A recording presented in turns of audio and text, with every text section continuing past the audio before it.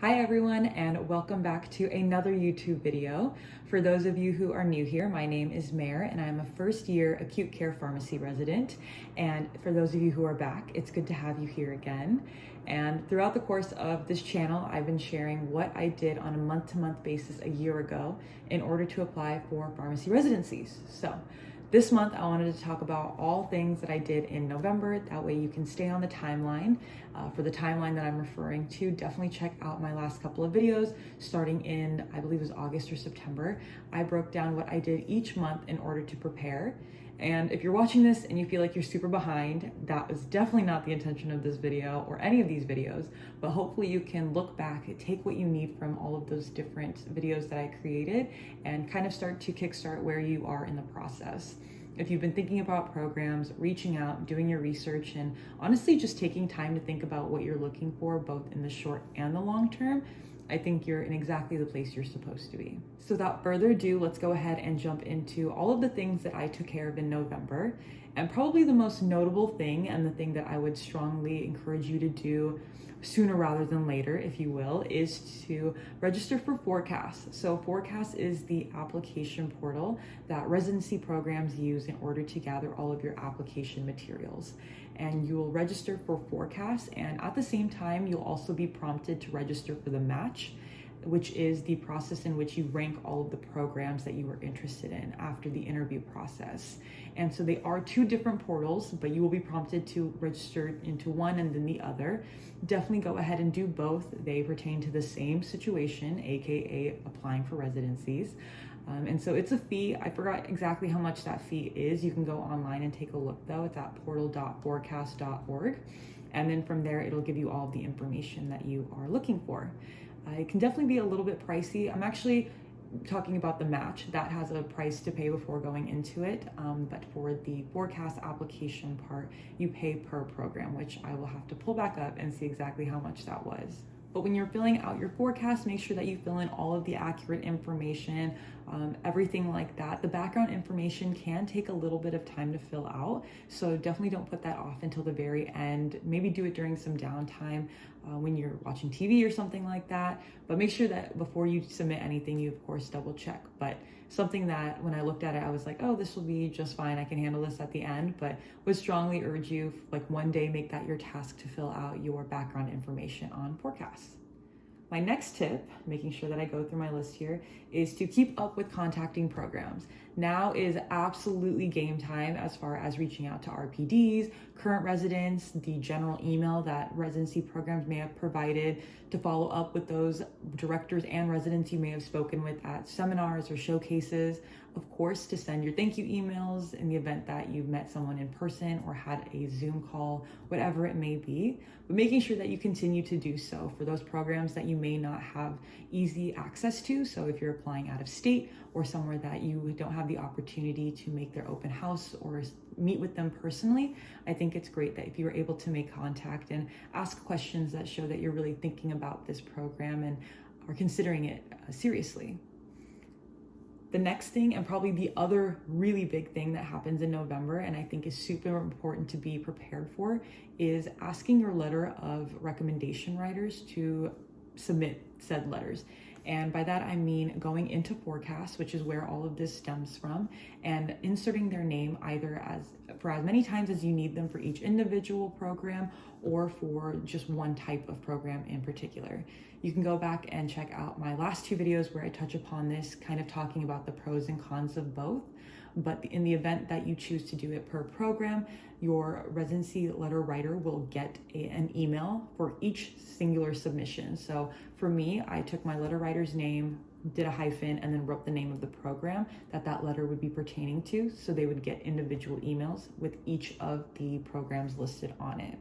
If you're going the route of more of like bucket approach, maybe you'll have your preceptor's name or your letter writer's name, and then a hyphen, and then the type of program you'll be applying to. So acute care, AmCare, the VA, Kaiser's, whatever it may be.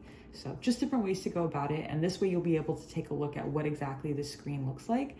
And you can verify with your letter writers whether or not they received these emails from PhORCAS, which will provide them the link to submit your letters. And while that's super important to take care of, something that I would do before entering any of that information is to draft the email that you want to send to your letter writers.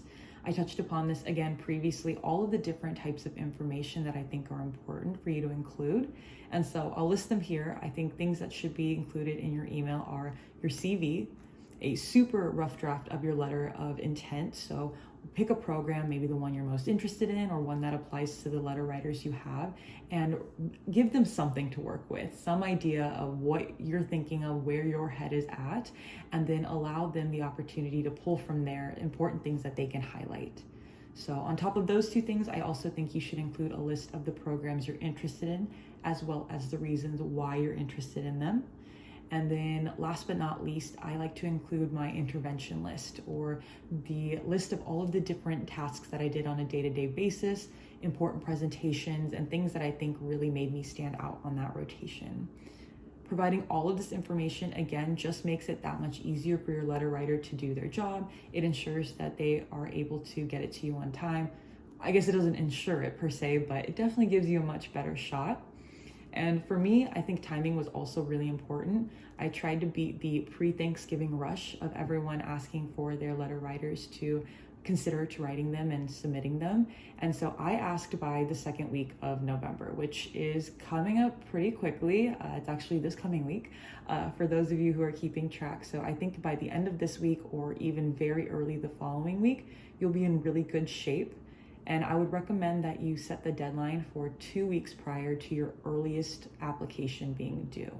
And I think that'll give you plenty of time, gives you the opportunity to follow up with those letter writers who may not have submitted by then, but you still won't be in a time crunch and feel like you're in a bind.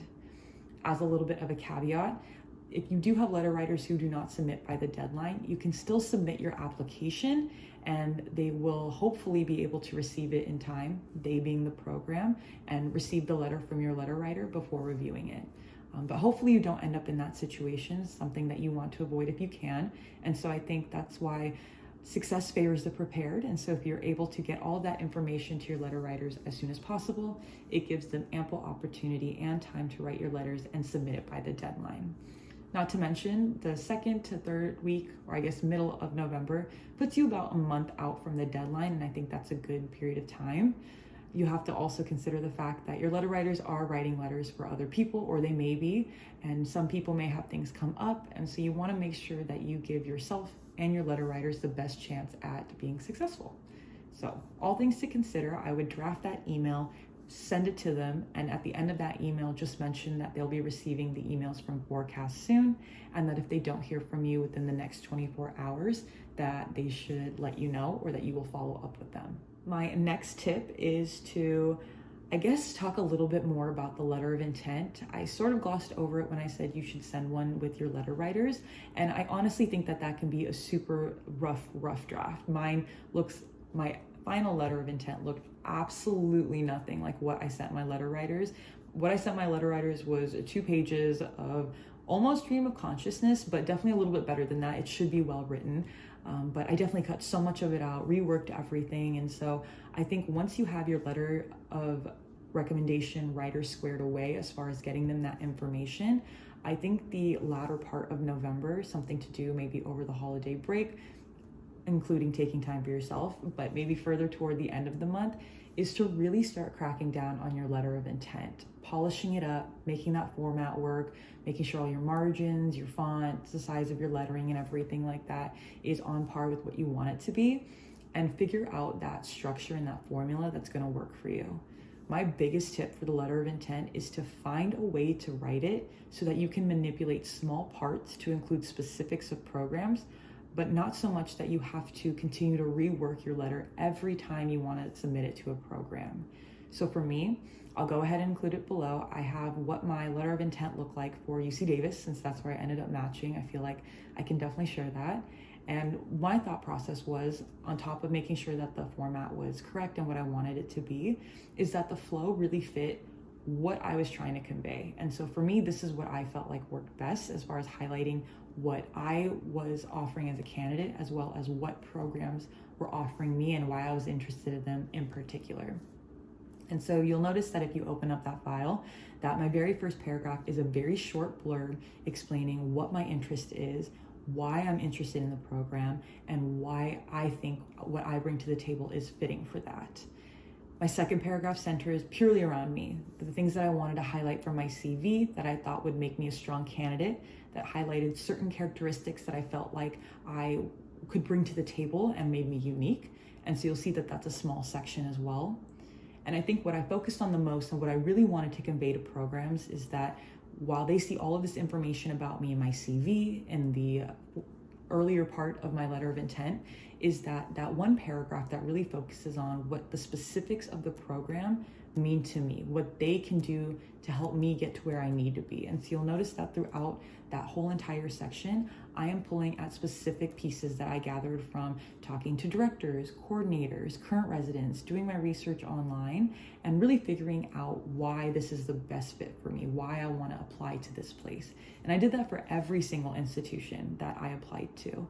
And this worked for me really well. There are very key things that I was looking for in a residency that transcended all of the different institutions I looked at, so that made it even easier. And so I just got to fill in the blanks and really find something that worked for me. I think that if you are putting yourself out there and talking to people, asking good questions, you'll be able to gather a lot of information to fill this space. And really think about, again, what you're looking for, because these programs offer so many different types of things, and it's important to figure out what you're looking for, pull those out of the program and highlight that in your letter. You only get a small amount of space and only so many letters can fit in so many words. So you want to make sure that you capitalize on that. I felt like at times my letter could be a little bit choppy. And so when I got to this final draft, I think to a certain extent, it very much is just matter of fact and to the point. But I think that it almost has to be, because you have to be that certain and be able to explain it in that many words, why this matters to you and why you feel like this is a fit. And my last paragraph is, of course, summing up basically who I was. You want to stress your short and your long-term goals, or at least I wanted to. And then from there, end it in a sincere manner, have your signature, and sign off. And so I keep it to one page, one side, single spaced, as you'll be able to see there.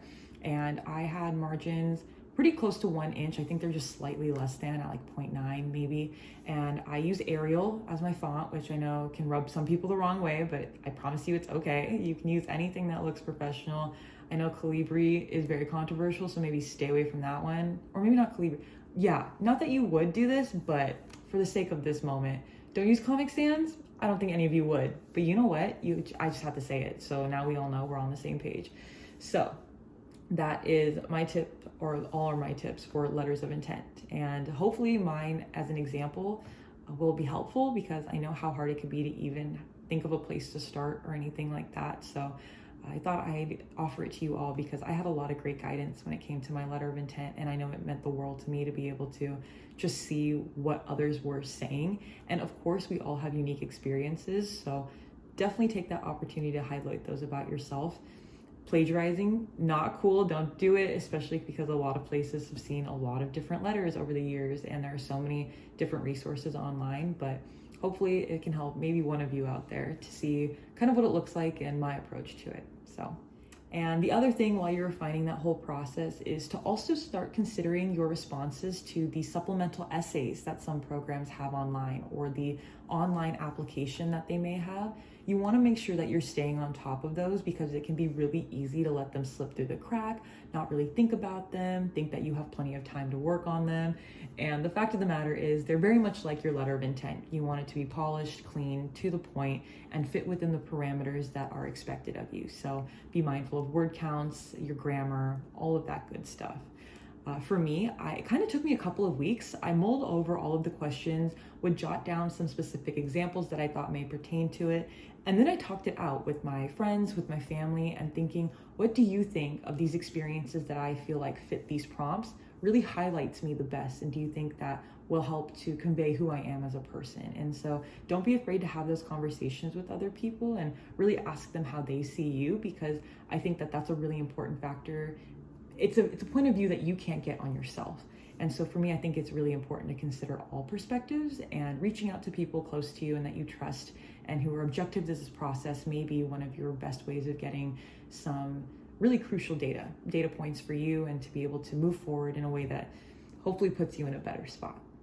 And my last tip for this time period, because early December is when I would start to really focus on this and you don't want to get caught behind, is looking at the transcript request requirements. So different programs request different things. Some require only your pharmacy school transcripts, which is great. Hopefully your pharmacy school is talking to you about how to do so, or you know how to do that, or they'll be talking to you more about what those deadlines are going to look like moving forward. At UCSF, I have no idea if this is still the case, but since we went to Pass No Pass starting my year, there was a whole written sheet about what our curriculum was and what it looked like. And so we were able to include that in our application with our transcripts. So that was something that was helpful. Our school walked us through it and whatnot. Other institutions may also require undergraduate transcripts. So I had a couple of institutions ask for that. So I had to go back to my Berkeley login, figure everything out, and request transcripts, which I thought I was done doing like 3.5 years ago, but now we're back. So just making sure that you do that, because again, as we get further into December, you're getting closer to the deadlines for these programs. You're also getting closer to when institutions shut down for the holidays. So really be sure that you're on top of that. You're double checking what the requirements are on the program's websites, and just making sure that that whole part gets squared away. You'll see under one of the tabs under transcripts, you'll see that when you have sent the request out, it'll be 0 out of 1 or 0 out of 2 for however many you've sent a request for. And then as they come in, you won't be notified so much so as you can go onto your PhORCAS portal and see when they've been uploaded. So I think that's really helpful as well. And that will go ahead and wrap up my November video. I hope you all were able to take something helpful away from this. And again, all of my resources and links will be in the description box below. If you ever have any questions or ever want to ask me anything about my whole experience, feel free to reach out to me on Instagram. I have my personal one at mayor.pherc, as well as my podcast pharmacy Instagram page at Life on the Pharm podcast. If you want to hear about my experiences in residency further, definitely check out my podcast on Apple and Spotify. And of course, subscribe to this YouTube channel if you want to see more about my tips for residency applications. And hopefully, as I move past this busy stretch, which I don't know why I call it a stretch, as if this isn't literally my entire residency experience. I'm very busy at the moment. Hopefully I'll be able to do a little bit more outside of just residency application videos, and we'll have a good time. We'll see what comes of it. So thanks again for taking the time to watch, and I'll see you all soon. Bye.